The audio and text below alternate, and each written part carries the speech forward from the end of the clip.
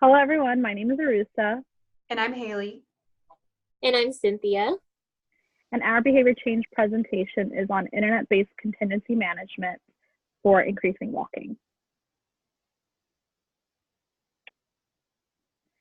So walking is a very underrated exercise that often does not get the credit it deserves.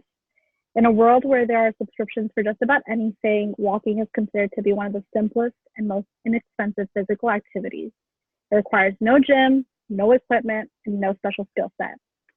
In 2018, the Physical Activity Guideline Advisory Committee presented a report to the Department of Health and Human Services claiming that walking is one of the most popular aerobic activities that resulted in the lowest injury rate. The recommended amount to walk in a day is approximately 10,000 steps in order to receive the most health benefits such as reduced blood pressure and attain a healthy BMI. However, due to the access of transportation, American adults take approximately half of the recommended amount of steps. So according to Harvard Health Publishing, physical activity depends on three elements: intensity, duration, and how often the exercise is done. The Center of Disease Control and Prevention recommends a total of 150 minutes of moderate intensity exercises per week for an average adult. This can be further broken down to approximately about 30 minutes per day on a 5-day week schedule. Often, running is considered to be a better workout because it is a more physically demanding workout. However, running and walking should not be compared because although running exerts more force and requires more muscle, walking may be a better exercise choice for a lot of individuals. So a brisk walk is considered moderate intensity.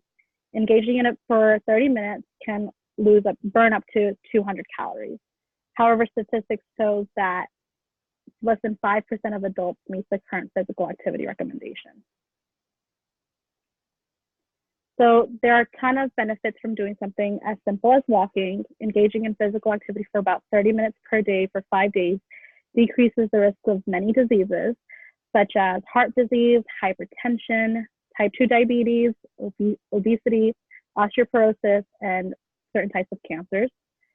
There are multiple researches done that support the fact that walking reduces the risk of cardiovascular disease by 31%. Walking also improves cardiac risk factors such as cholesterol, blood pressure, diabetes, obesity, vascular stiffness, inflammation, and mental stress. Walking the recommended amount on a daily basis can also protect one from diseases such as dementia, peripheral artery disease, depression, colon cancer, and erectile dysfunction. This is a list of benefits that can be further broken down. As you can see, walking can benefit an individual in multiple ways, as I mentioned earlier, such as reducing the risk of coronary diseases. In 2017, the International Journal of Obesity states that individuals who engage in walking have lower BMIs. The National Walker Health Study correlates walking to reducing high blood pressure and high cholesterol by 7%. Postmenopausal women who walk approximately 1 to 2 miles a day, according to a study from the University of Colorado and the University of Tennessee, lowered blood pressure by 11 points in 24 weeks. Women who walk about 30 minutes a day reduce the risk of a stroke by 20% and 40% when doing it at a faster pace. Individuals who walk lower their risk of type 2 diabetes by 12%. Study shows that men and women who walk the recommended amount show greater improvements in memory as well as the ability to stay focused and multitask. This slide just shows a continuation of the benefits provided from walking. Again, walking promotes production of neurotransmitters in the brain, such as endorphins, which improves mental health and helps control stress level.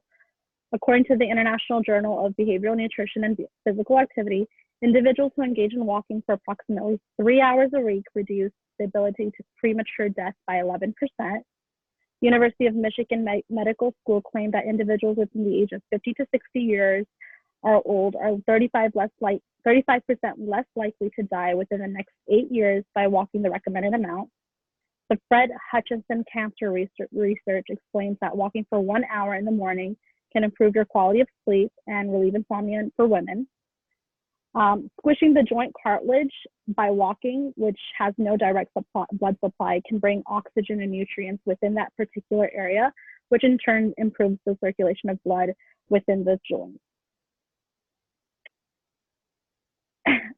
Our lives revolve around the internet so much because it's accessible to us no matter where we are. It's pretty much on our phone constantly.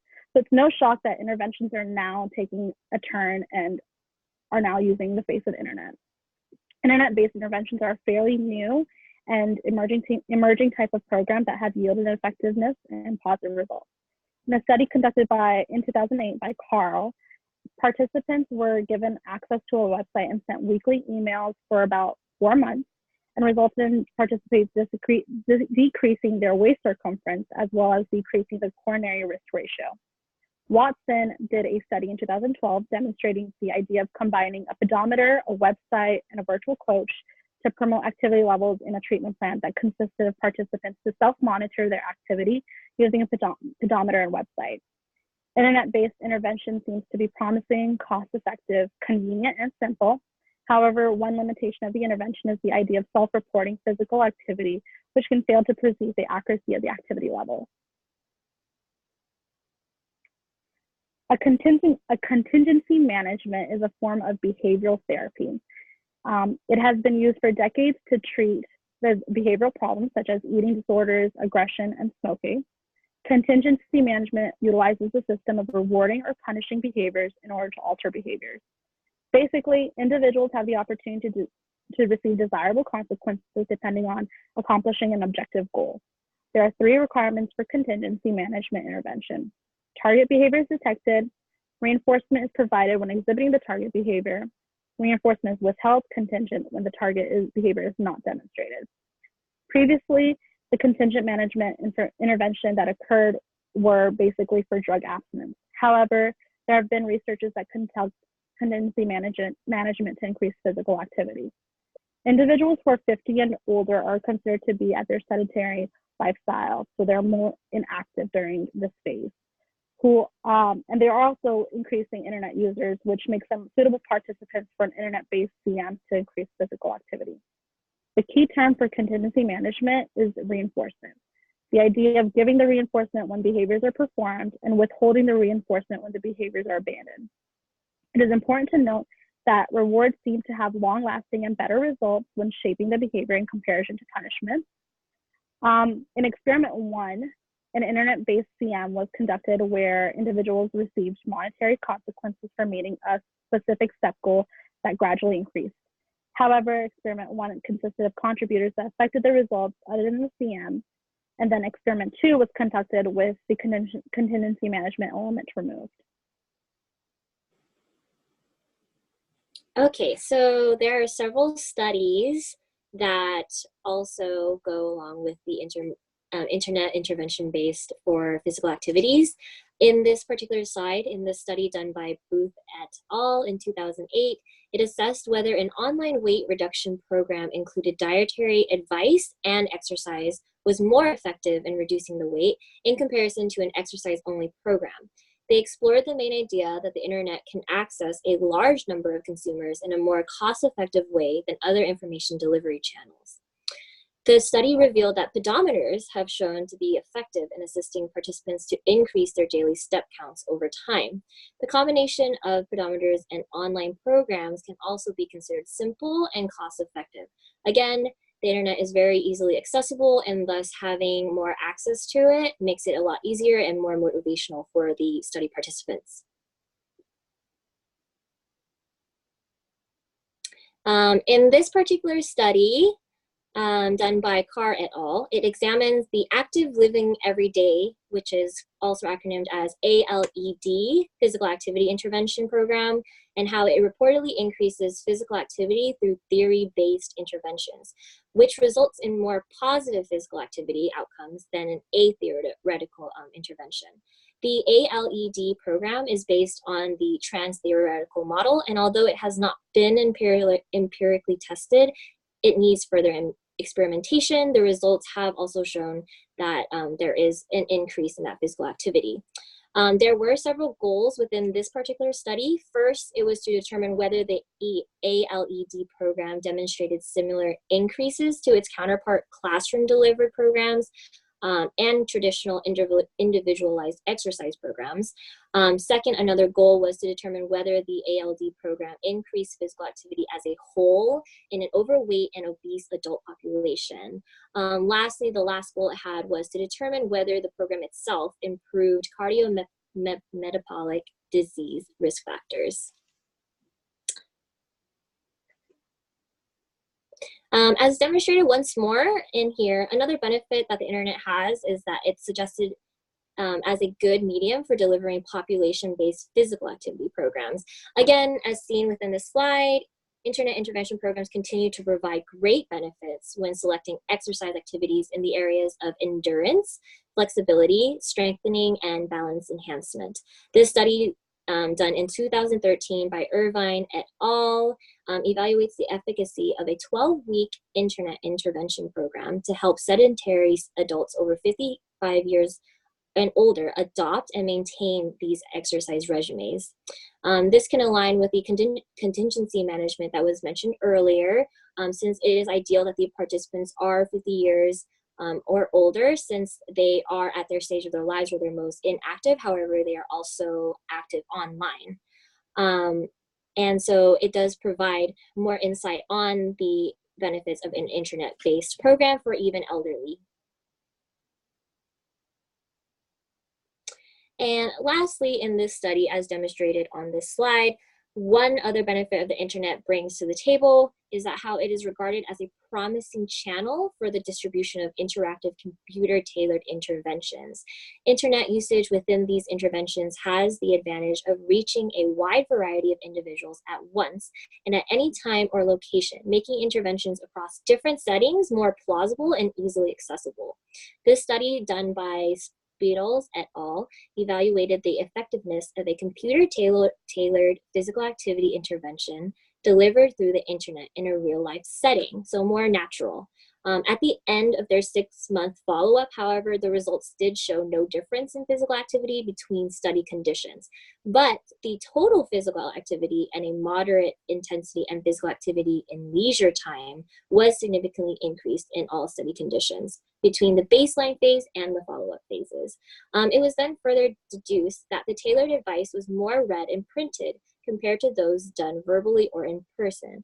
As stated before, internet usage has made communication more easily accessible, and it increases motivation for individuals to gain more knowledge on health advice and benefits. Now, moving on to the original study. The original study was published in 2013 by Curdy and Dallery, and it was titled Internet-Based Contingency Management Increases Walking in Sedentary Adults.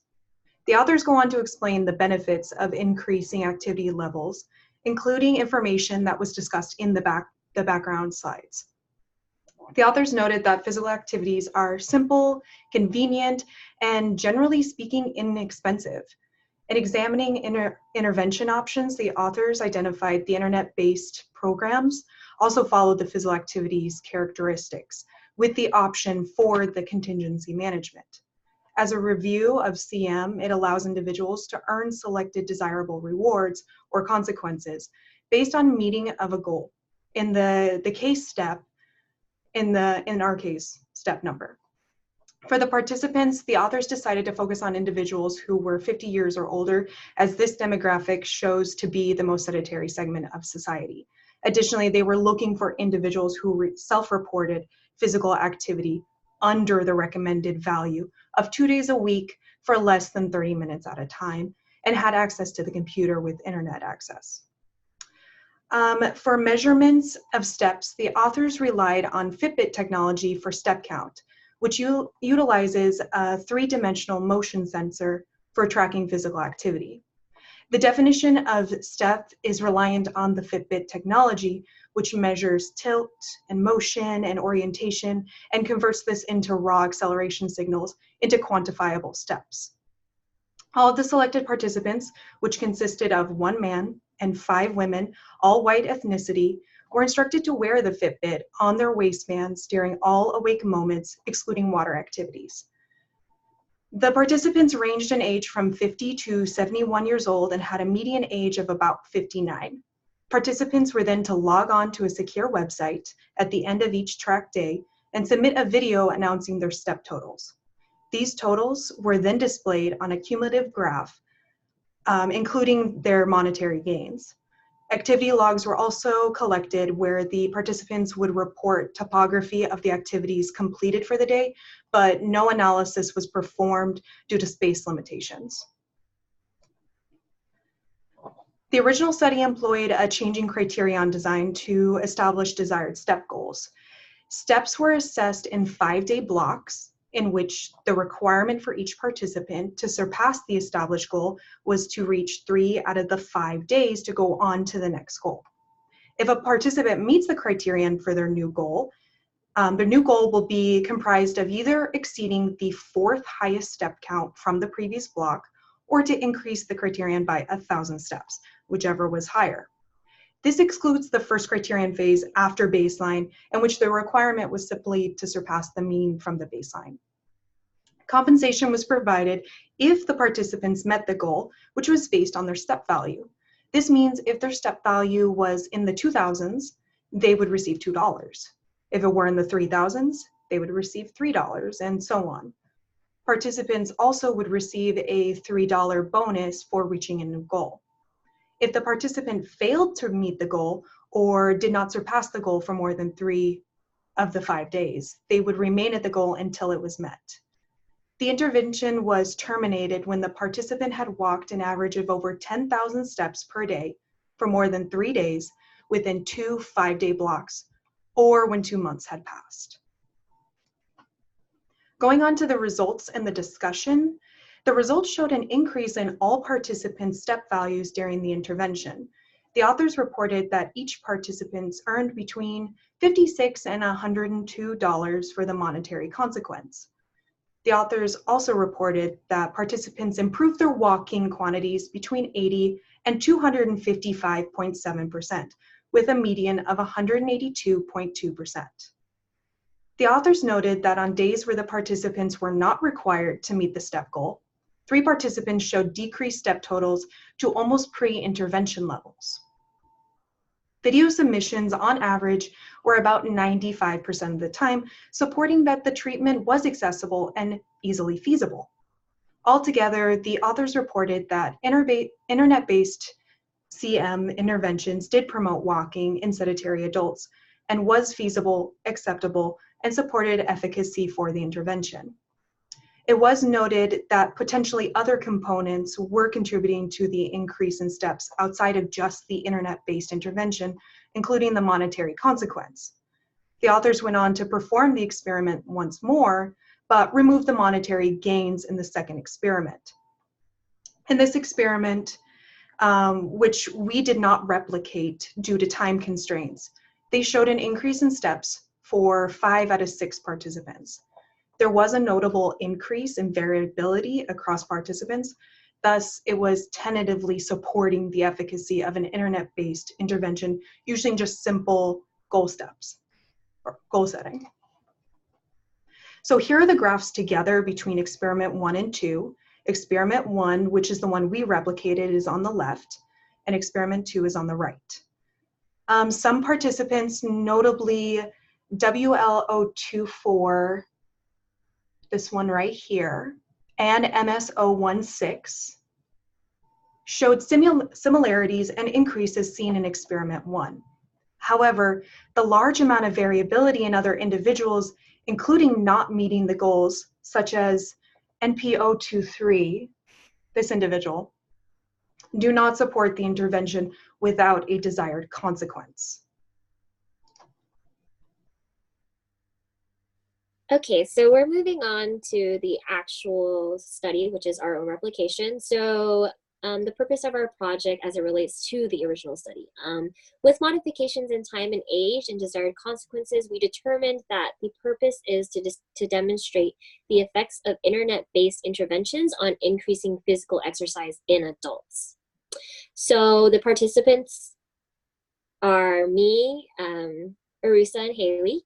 We are all master level students taking courses. We are all located in different areas, and we all go about regular work days.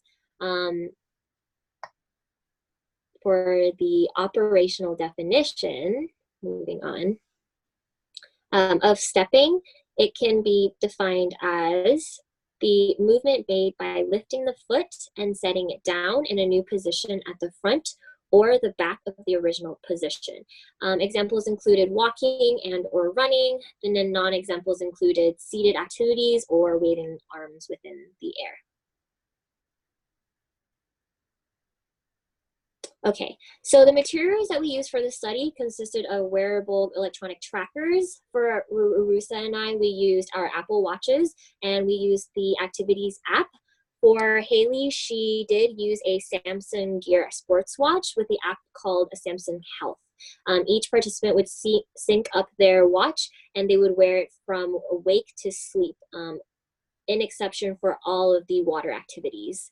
Every participant had access to a joint Excel sheet, and every participant did have to fill out a behavior checklist form at the end of every day and email one another for the IOA data and treatment integrity data. For the data collection itself, moving on forward, we did do a event recording with frequency of step count.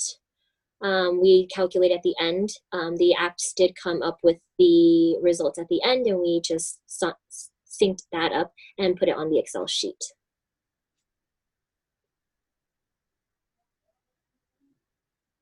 Okay. So moving on, for baseline data, during baseline, every participant had to wear their wearable electronic tracker for the 5 days without changing any habits within their routine. Like I said, the wearable electronic tracker must have been worn from wake to sleep, with the exception of any activities with water. Again, at the end of the day, each participant did have access to the joint Excel sheet, and they would input and record their data there, share it amongst one another, and we would check our IOA data as well. Okay, so during the intervention phase, participants will select 3 tangible rewards that will be their individual reinforcement for each block level. Each block level consisted about 5 days after baseline. With each increase in the block level, the increasing the level of the preference for the reinforcement. So from one block to the other, the reinforcement may change. Participants were to continue to wear the electronic tracker for the designated time each day and sync their data at the end of the day, fill out that behavior checklist form, send it in for IOA data and treatment fidelity. The 3 blocks, like I said earlier, they totaled out to have 5 days each. So in total, we had 15 days of observation intervention. Each block will include a step count being counted for a 5-day block as stated above. Okay, as stated earlier, IOA data was collected with each participant recording their steps taken at the moment that they finished, then walk exactly 25 steps naturally, then record their total steps again. So using the Y minus X equals the number of steps that were counted by the electronic data tracking device. Moving forward for treatment fidelity, we did fill out a behavior checklist form. The behavior checklist form submitted consisted of the following items to check off: confirmation that the participants understood the operational definition of stepping, and confirmation that the tracker was worn during the designated time period. Participants will sync their electronic trackers at the end of the day and record their totals through the app that they received. Participants also reported the type of activity they engaged in to one another to increase the amount of steps, as well as the reinforcer that they have selected. As stated before, the reinforcer did change per block level, so depending on whether or not you moved forward or you stayed back, because we did use a changing criteria design.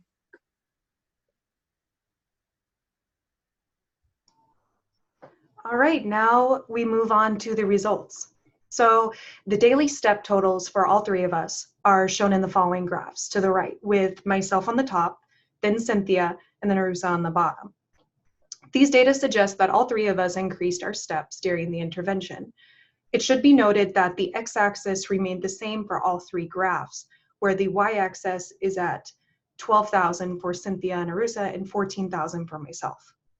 The contingency for earning the selected reward was to surpass the criteria of either exceeding the fourth highest day from the previous block or to increase the previous block criteria by 1,000 steps, and whichever was higher between the two, for at least 3 of the 5 days within each block.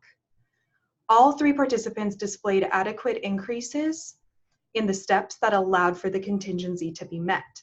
In fact, Cynthia was able to surpass each goal without going under any of the criteria's requirements for any phase.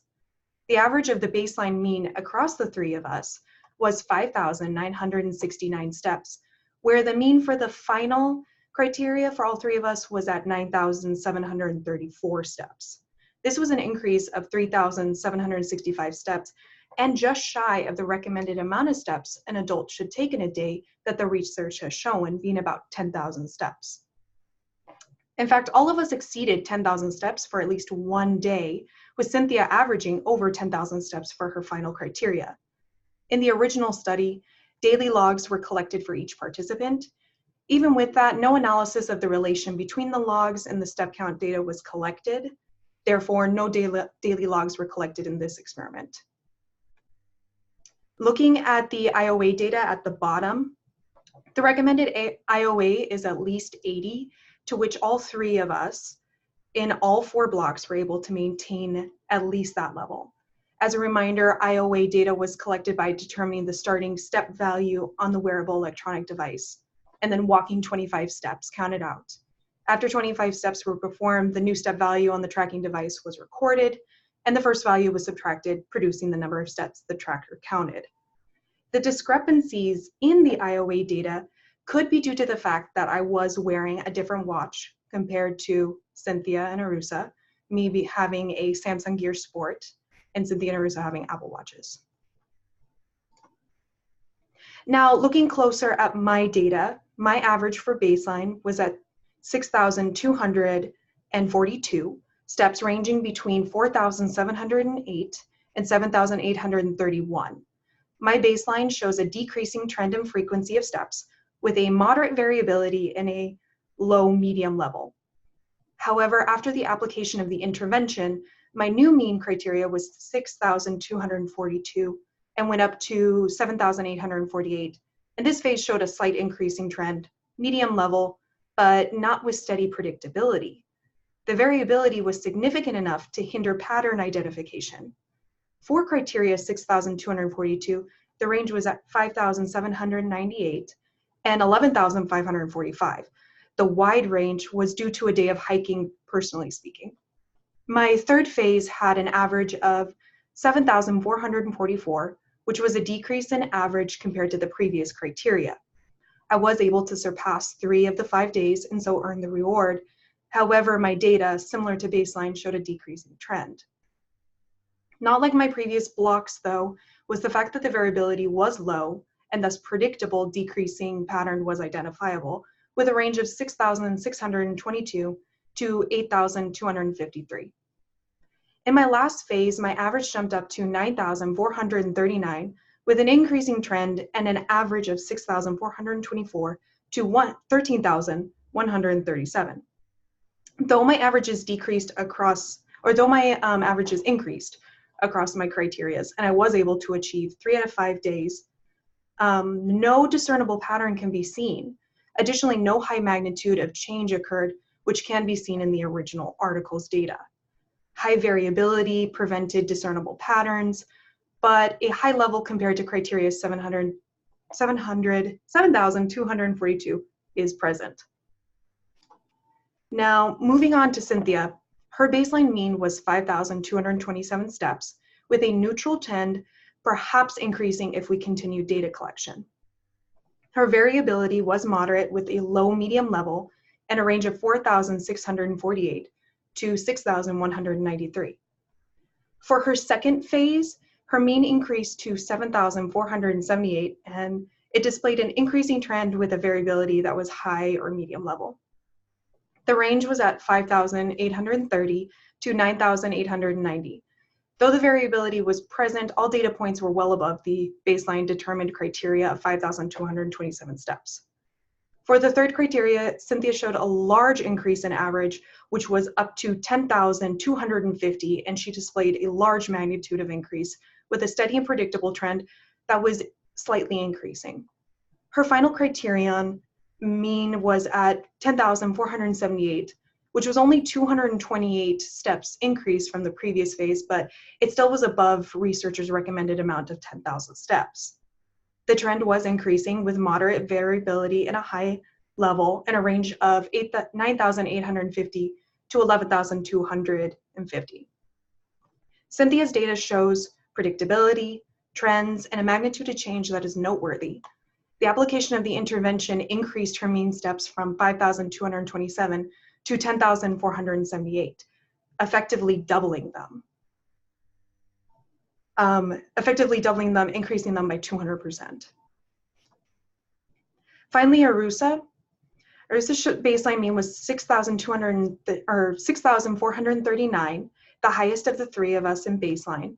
Her baseline displayed a neutral trend, which perhaps an increasing trend, just like Cynthia, if data collection continued. The variability was moderate with a medium level and a range of 5,021 to 7,384. For her first criterion, she was able to surpass it for all but one day, still earning the reward, and displayed a slight increasing trend with a variability in her data. Her average for criterion 6,439 was 7,197 and had a medium level and a range of 6,408 to 8,107. For her second criteria, her data shows a decreasing trend with a mean of 8,129. However, she did surpass the criteria all days. Her variability in this criterion was low, and the data shows a high medium level and a range of 7,500 to 8,748. In her final criteria, Ursa showed a steady and predictable increase in trend with a mean of 9,289 and a low variability with a high level and range of 8,593 to 10,383.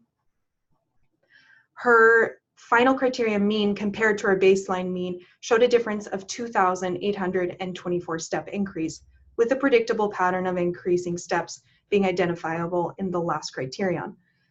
Arusa even showed an increase of 144% increase in steps when compared to the last criterion and baseline. Moving on to conclusion. In conclusion, results from the three participants in our study supported the efficacy of the intervention, which was designed to increase walking amounts in sedentary adults.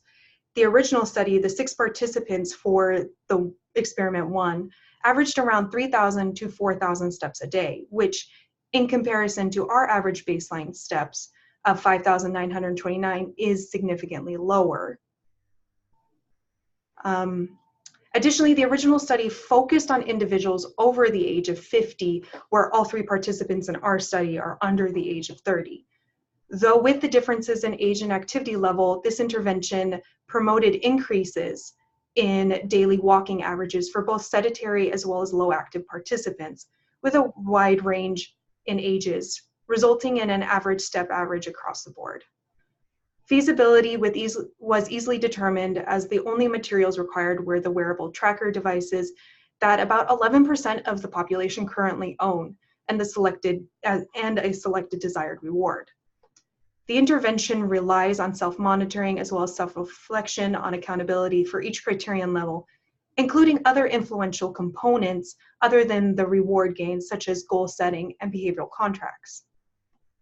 Across the 3 participants, predictable trends can be seen in Cynthia and Arusa, with baseline data showing high, medium levels, and the last criterion showing high levels. As for myself, high variability prevents predictability, as I stated previously, and thus support for the intervention is not as strong, though still present with the fact that my average step count went from 6,242 to 9,439. All blocks displayed adequate number of datas, being at least 3 points justifying a predictable trend if present. Further investigation of maintenance and follow-ups without application of the reward system, as well as additional analysis of daily log relations, could could pose as future research question. I do also want to take note that all of us increased above 100% when comparing the last criterion to the baseline. Limitations of this study were in part due to expense restriction. In the original study, each participant was provided an electronic tracker, and so no monetary expense was required of them. In this experiment, each of the participants previously owned a smartwatch, but if this was to be replicated where an individual did not have a smartwatch, the purchase price could be a limiting factor. In addition, our experiment did not perform maintenance or follow-up checks on whether the intervention had a lasting impact on the participants without application of the intervention or desired consequences. Additionally, 2 different trackers were used. Haley was using a Samsung Gear Sport, whereas Cynthia and I were using Apple Watches. This could alter the IOA data for the number of steps counted, and each device records steps in a different manner. Finally, another limiting factor could be that the data was not collected for each block until it showed a stable trend. This prevents data analysis from occurring and lowers the justification of the intervention.